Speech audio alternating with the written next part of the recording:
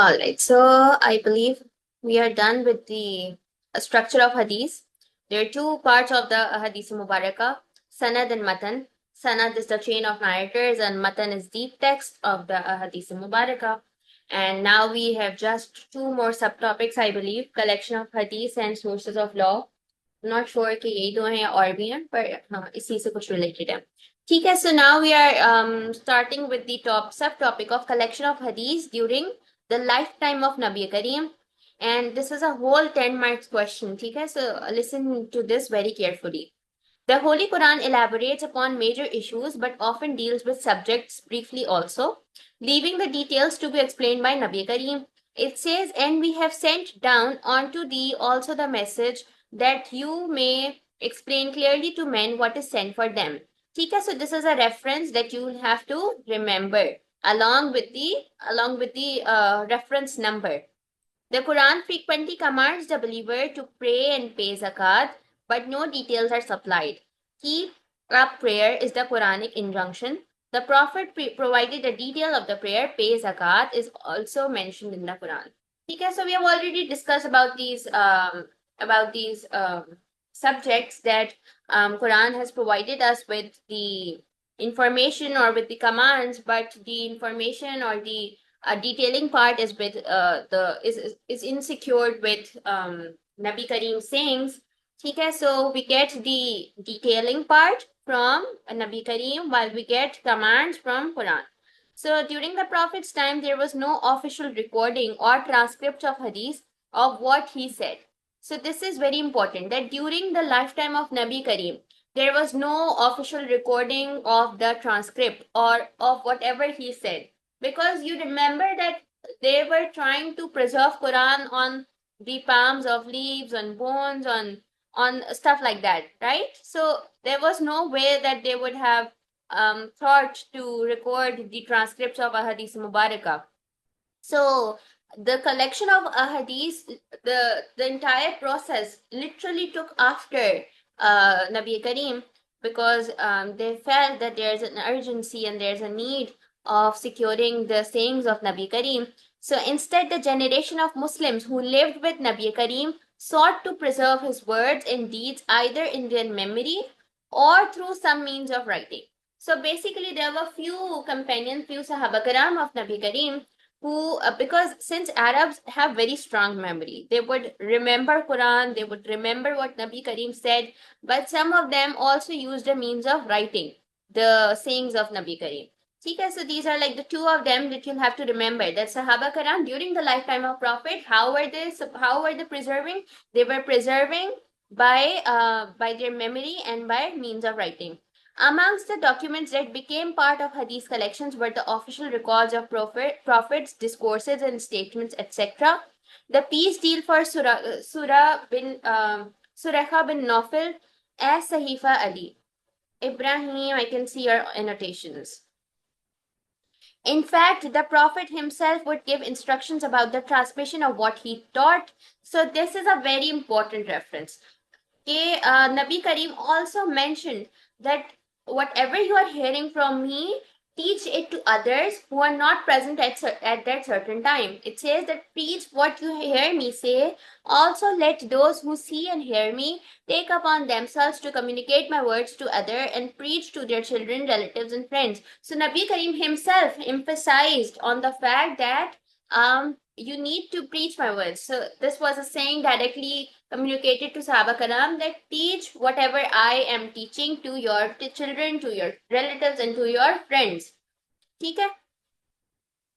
So Abdullah bin Amr himself said, I used to write everything that I heard from Prophet, intending to commit it to memory. I spoke about it to Prophet who said, write down for I only speak the truth. So again, this is an important reference that how Nabi Kareem confirmed that it is good to write whatever he is saying because he always spoke truth. Okay? There's another report according to which on the occasion of farewell pilgrimage, this farewell pilgrimage, we'll do it. This is the first and the last Hajj that Nabi Kareem performed, in which the Prophet said, he who is present should he who is present here should carry this message to him who is absent. So this is mentioned in Sahih Bukhari. Sahih Bukhari and Sahih Muslim are the authentic Ahadith Mubarakah books that we follow. So it's mentioned there that Nabi Karim himself emphasized on preaching his message to those who were absent at that time. And Abu Huraira remained with Prophet's company at all times and stored up everything Prophet said in his ma'am memory. Ji. Ma'am Bukhari का फिर से बता दें। Sahih Bukhari and Sahih Muslim are the books of Hadith Mubarakah that we have. These are like the proper compilations of all the Hadith Mubarakah, and these are authentic books that we follow. Okay. Ji Then we have collection of hadiths after Prophet. So basically, the actual process of collecting a hadith Mubarakah took place after the lifetime of Nabi Karim. It is that after the Prophet's death, the companions assumed both religious and political leadership in the community. For example, Ibn Abbas in Makkah, Ibn Masud in Kufa, and Salman Farsi in Isfahan had the responsibility of teaching the new generations. So try to remember the names of these Sahaba Karam. These are very important Sahaba Karam. That Ibn Abbas was responsible to teach the new generation of Muslims in Makkah, Ibn Masud in Kufa, and Salman Farsi in Isfahan. They had the responsibility of teaching the new generations of Muslims and new converts about the religion and Sunnah of Nabi Karim. Thus, the study of Hadith began as a practical attempt to gather, organize, and sift through authoritative statements and behavior attributed to Prophet, peace be upon him. It was often the junior companions, this is very important statement, who became the most prolific collectors and transmitters of Hadith. So, the companions of Nabi Kareem became the vital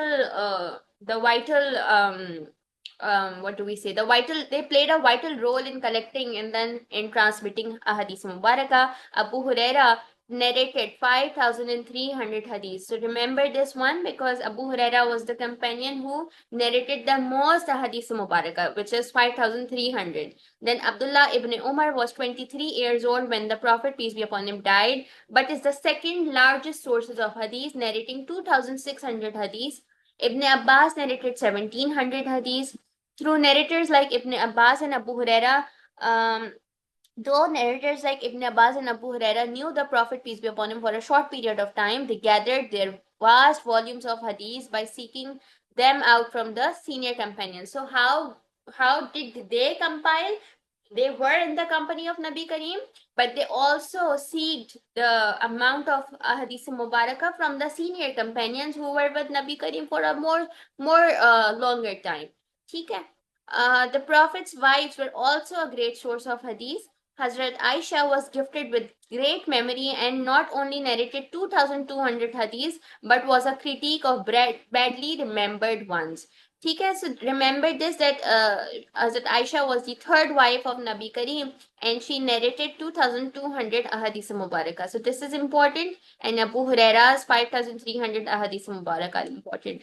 Companions like Abu Bakr, Umar, and Ali did not record large number of hadiths, but rather preserved the teachings in their actions and methods of reasoning rather than by citing them directly. It could be said that the Prophet, peace be upon him, was the final authority on all secular and spiritual matters, and with his death, a template was needed to clarify, adjudicate, or resolve questions and disputes as he would have done.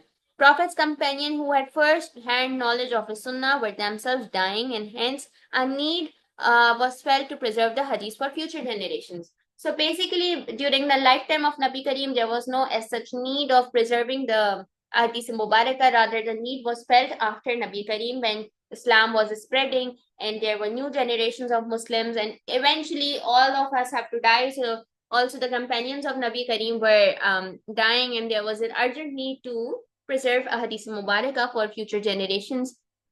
His wives played a role in preserving and in narrating hadith mubarakah. His Sahaba Karam narrated a hadith mubarakah, they compiled it, and then they taught it to the future generations or the new generations of Muslims. They also preserved a hadith mubarakah in their actions and methods of reasoning. So this is important that not just they compiled it, rather they preserved the teachings of Nabi Karim in their actions. ठीक है? Then, all right. So now this is a separate question which comes that right about tabatabiin. Tabatabiin are the future generations, like generation after generation. So this is there was this first generation, and the generation after the first generation is known as tabatabiin. This is also a 10 marks question, and this period is considered as the golden age of hadith compilation, and many hundreds of thousands of hadiths were compiled by the successors of successors, which I just mentioned, that one generation and after that generation, those people are known as taba tabi'in, and this period is considered to be the golden age of ahadith mubarakah.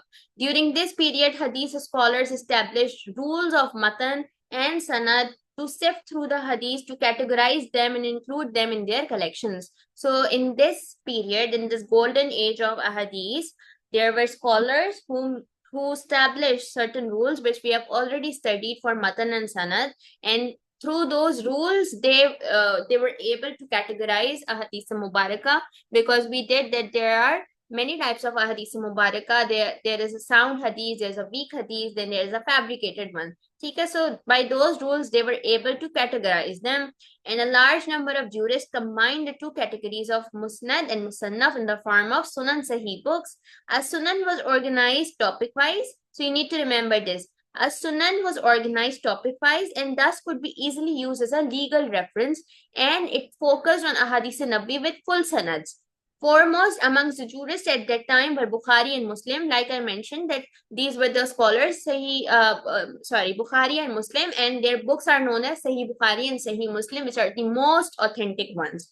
They broke away from the tradition of using weak ahadith in law, and their collections were devoted only to hadith whose sanad met with the requirement of authenticity, which we already did in the last week, that sanad should always trace back to Nabi Kareem.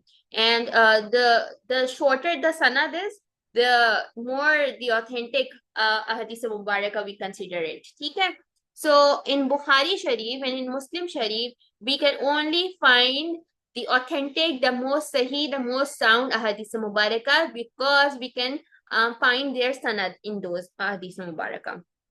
All right. Then the collections of Bukhari and Muslim became the most famous books of hadith collection, called the Sahihin, literally meaning the two Sahis. Bukhari devoted 16 years of his life to sifting the hadiths he included in his Sahih from a pool of 6 lakh narrations.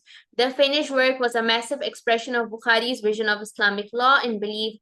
Backed with hadiths, the author felt the most rigorous standards of authenticity were met. Muslim Sahih contains fewer chapters and lacks Bukhari's legal commentary. Muslim kept all narrations of a certain hadith in the same section but without the commentary reports from the companions and later figures. Their work had a great influence on their students and contemporaries. The most authoritative and the first collection of hadith was Al-Muwatta, compiled by Imam Malik bin Anas. So this entire passage is very important for your 10 marks question, and you can also appreciate the fact that Imam Bukhari, he dedicated 16 years of his life. He used to travel for long distances just to confirm the authenticity of any ahadith mubarakah, because in his book we can find the most sound ahadith, and then he devoted like 16 years, and after that he sorted the ahadith mubarakah, and like he made a collection from 6 lakh narrations. So he had a pool of 6 lakh narrations, but he sifted them and just mentioned the most authentic ones. Okay? So then we have another important and exhaustive work is that of Imam Ahmad bin Hanbal, founder of the Hanbali school of law. Imam Muhammad ibn Ismail al-Bukhari, he was the best to conceive the idea of compiling the authentic hadith. On account of strict conditions he laid down for accepting a hadith, he called his Sahih, that is the authentic compilation. It is said that he used to seek aid in prayer before recording any hadith. So this is also a very beautiful way that he used to seek the help of Allah Ta'ala before recording any hadith, before mentioning any hadith. So this is like a very divine way to gather the hadith mubarakah. He devoted about 16 years of his life to the compilation of his Sahih, which is generally considered by the Muslims as an authority second only to the Quran. Sahih of Imam Muslim, almost simultaneously with the Sahih Bukhari, another Sahih was being compiled. So you need to remember this one, that Sahih of Imam Muslim was simultaneously being combined with Sahih Bukhari. This was the Sahih of Imam Muslim. In his Sahih, he examined a third of a million hadiths, of which he selected only about 12,000, which the expert scholars unanimously regard as sound. Abu Dawud is said to have compiled. So Abu Dawud is now the third one. Okay, Abu Dawud is said to have compiled his compilation after examining 5 lakh ahadiths. Another compilation was Sunan of Ibn Majah. He visited important centers of learning and studied under great traditionists of his day. His Sunan contains 4,000 traditions. So you need to remember all of the Imams and how many Hadith Mubarakah they compiled, out of how many. So these are very important. Okay? Only then you'll be able to get a good score in your 10-mark question. Two techniques were mainly adopted, resulting in two types of collection. One was by means of sound links, traced back without interruption to one of the companions. In that case, it is called musnad, derived from sanad, meaning authority. The contents and the matter of the hadith are not taken into consideration in establishing the order, the decisive point being merely the name of the companion, the first transmitted from Prophet Muhammad. Like I said, that the sanad should always go back to Nabi Kareem. So the book begins with the companions who were closest to Holy Prophet, the four Khalifas and other blessed companions, wives of the Prophet, and other leading Muslim men, Muslim of Medina and other towns. Under each individual or group, there are different number of ahadith. Such collections are called musnad because every single hadith can be traced back to companion who in turn can refer back to Prophet. Therefore, the titles of the chapter are Musnad of Abu Bakr, Musnad of Abu Huraira, Musnad of Aisha. A musnad is valuable for those interested in the views or pronouncements attributed to a specific person, but is of little value when the object is to discover ready answers to specific questions on a single topic. Musannaf means divided up. Musannaf means divided up because it divides the ahadith according to their theme. The best known work of this type is Al-Muwatta, which contains 1720 ahadith. Okay? So, now we have sources of law. We have already done sources of law before in history and importance of Quran. So let's just take 10 minutes namaz break and then we'll finish up this chapter. Okay? I'll open the room at 7:36.